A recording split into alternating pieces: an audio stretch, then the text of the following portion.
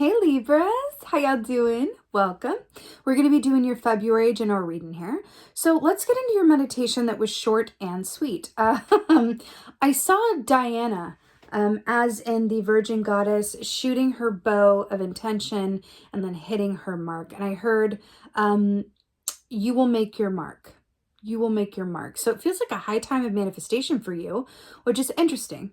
Given that it is Mercury in retrograde, everything's going in reverse, planetary-wise, and also Venus in retrograde. But it feels like for you, the mark or the aim may be long-term or a little bit, further off than this month, but it feels like you will hit your mark.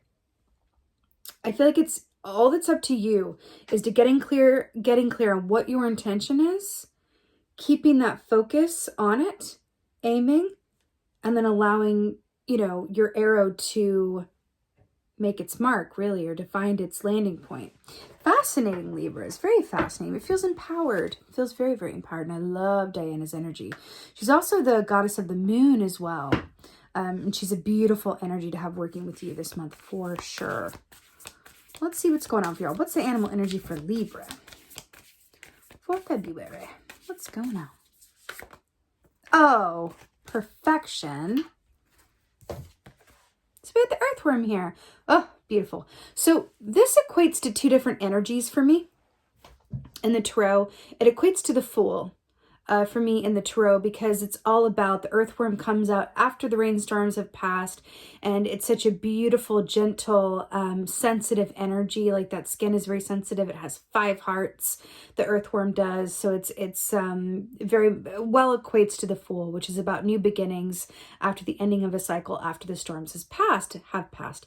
But there's also an energetic correspondence to the Page of Pentacles, which talks about learning new things, starting on a new venture, having, an excitement around something that could have a long-term return, anything that has to do with like work or material investments or anything of the physical realm. So this is very positive to be getting for you guys to start with. And what's really interesting is, remember I saw Diana shooting her bow and hearing you will make your mark. Tell me this isn't in the same shape of like an archery target. Shout out to anyone who has ever done archery. I grew up doing archery, so I, love it. That's very auspicious. Let's see what's going on for you guys. For Libras for February. Oh my Lord. The Magician. I feel like I was just imbued with magical energy. Talk about you will make your mark. The Magician is all about thought plus desire equaling manifestation. This is you creating the world that you live in. This is you creating your given circumstances. This is the manifestation point. This is you in your full power, using all of the tools at your disposal to create your own reality. You will make your mark. And the Magician with the earthworm, stop, but don't stop. It's really good. See how the fox is about to pounce? That's what it feels like to me too. It's like you string back that bow and that tension, and then letting the arrow go and trusting that it'll make its mark, right? It's like in The Hobbit when that guy has to like shoot the dragon, although I do not advocate the harming of any animals or dragons, but dragon was being very naughty, wasn't it? Releasing that like arrow and just making its mark and trusting it's gonna hit. It's really cool. Love it. Okay. So what's also interesting too is that we talked about how the Fool is related to the earthworm. The Magician comes right after the Fool. That's fascinating as well. What else is going on? Okay. Interesting.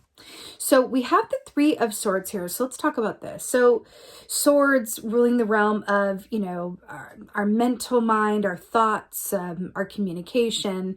The 3 of Swords relates to a heart pain that is usually stems from the past, but this is about loss, right? If we think about the elephant, they're one of the few, if only, maybe the only, but definitely one of the few animals who actually mourn their dead. So there's an aspect here of mourning what has been, right in the middle of this energy of manifesting something new. So what's really interesting with this is when new things want to enter, sometimes old things must go. Have you ever noticed, and this is, please do not take this literally, but have you ever noticed that sometimes when someone dies is around the time that a baby's born, like endings and beginnings, it's not literal about your reading though, okay?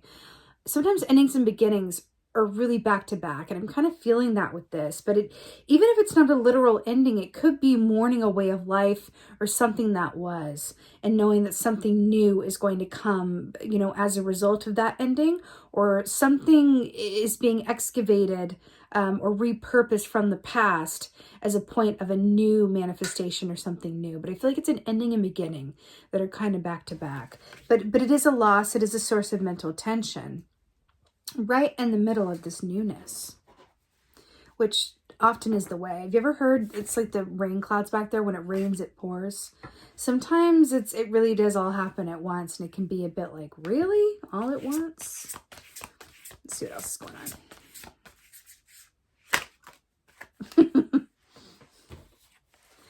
Ten of Wands, all at once indeed, more stormy clouds. So this is, okay. So this aspect of Diana stringing back her bow, letting loose the arrow, and why I heard you will make your mark.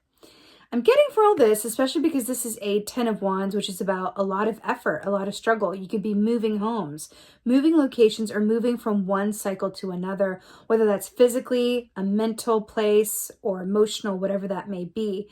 But this does denote to me, because of, you know, what I saw with Diana, there's in the Magician here, there's something about trust and trusting that you may not see the returns of your efforts immediately, right? But sometimes you got to let loose that arrow and just trust that it's going to go on the path that you intend it to and that it's meant to. But this is about the closing of a cycle. It's maximum amount of effort. And whenever this comes up as well, I always want to say, don't be afraid to ask for help, whether that's from spirit, the universe, your guides, ancestors, or the people in your direct vicinity, really, saying, hey, can you help me with A, B, C, X, Y, Z? But it does feel like manifestation. But it's interesting because, remember how I said that the earthworm comes out after the storms? And then we go from stormy clouds to actual rain. Interesting here. Let's get some clarifiers. Clarifier for the Magician.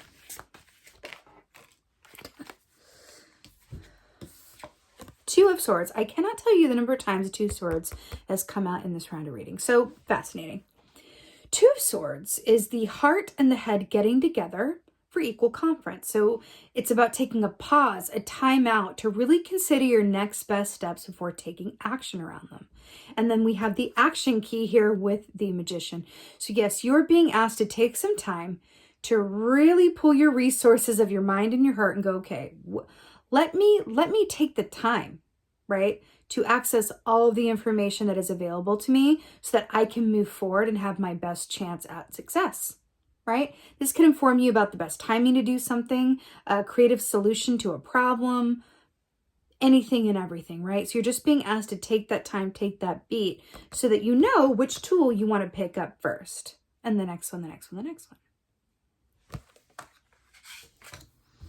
one. Three of Swords. Let's get a clarifier for these rainy skies. Okay, right. He was kind of peeking out. I was kind of wondering if he was going to show his face. So to clarify the Three of Swords, we have the Hermit. So Virgo energy, really brilliant here. So this star here in his lantern is the star from the star key, Aquarius energy, right? So the Hermit is very much about wisdom, seeking counsel. But this is also about alone time, going within your own energy to seek your highest and best wisdom, right? This is about taking that time to be within yourself. See how he's standing on a cliff and looking through the light to see more clearly? I feel like this is saying with the Three of Swords, you know, taking that introspection time within yourself to identify any pain, any source of pain from the past, right? That is not just keeping you from manifesting your highest and best good, but that wants to be released, right? We're talking about the end of a cycle here with the Ten of Wands. And if you are being prepared indeed for a new cycle with the Earthworm / the Fool / the Page of Pentacles, we want to first know what that is that wants to be released, and then take steps to, okay, well, what am I hanging on to from the past that's not serving? What am I afraid of? Am I afraid of success, or am I afraid of failure, or whatever have you? Where's my room for growth and improvement? This is asking that you take the time, but it really feels like you're being asked to do a heart excavation. Really clear out anything and everything, because we have the earthworm with the 5 hearts as well, to really clear out anything and everything that belongs in the past and that is no longer serving you, right? Could even be coloring how you view your situation.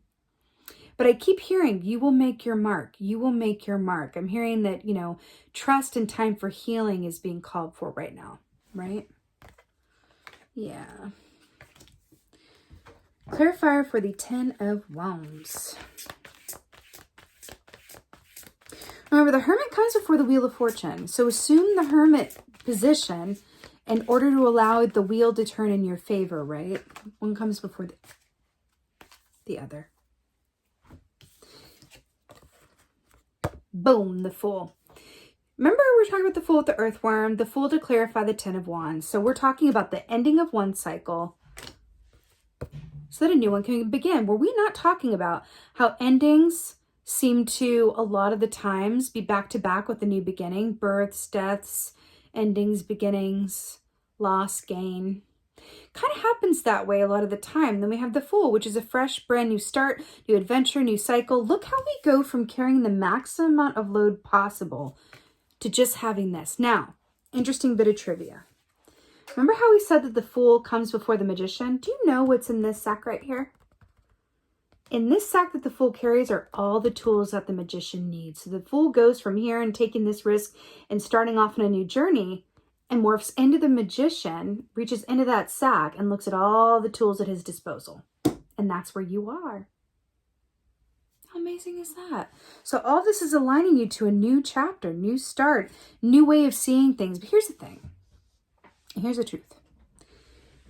In order to manifest a new reality, if we've not cleared out the old emotions, the old pain, the old points of views, the self-sabotage behavior, the self-perceived limitations, then landing ourselves into a new chapter and a new cycle with our old mentality is not going to serve us. That is why you're being asked to assume the Hermit position and do some heart excavation so that you truly can be the Fool. Now, remember, the Fool is like the child, which is loves like they've never known hurt before and always has beginner's luck because they don't know what it's like to lose. So I feel like that's a direct comment on the work that you're being asked to do with the 3 of Swords to prepare you for this new cycle. So when your arrow makes its mark, you are able to have a clear vibrational energy by which to manifest all of this beautiful good that you're about to manifest, right? The question is, do you want a clean slate to manifest it with, or do you want to still have all this work to do when the new comes in? Probably not, right? But up to you either way. But this is beautiful. This is beautiful. You have, and I feel like it's going to start happening this month. You are going to have, but last a lot longer than just this month. You are going to have the ending of one cycle where your plate it's like maximum amount of burden and storms to like sunny skies. Look, dark skies, a lot of burden, moving as slow as a snail because ouch, also associated with rain, into bright sunny skies, not a care in the world, carrying a light load, only what they need. This is what you're being asked to prepare yourself for through heart excavation, meeting of the heart and the head, and taking your time, assuming the Hermit position.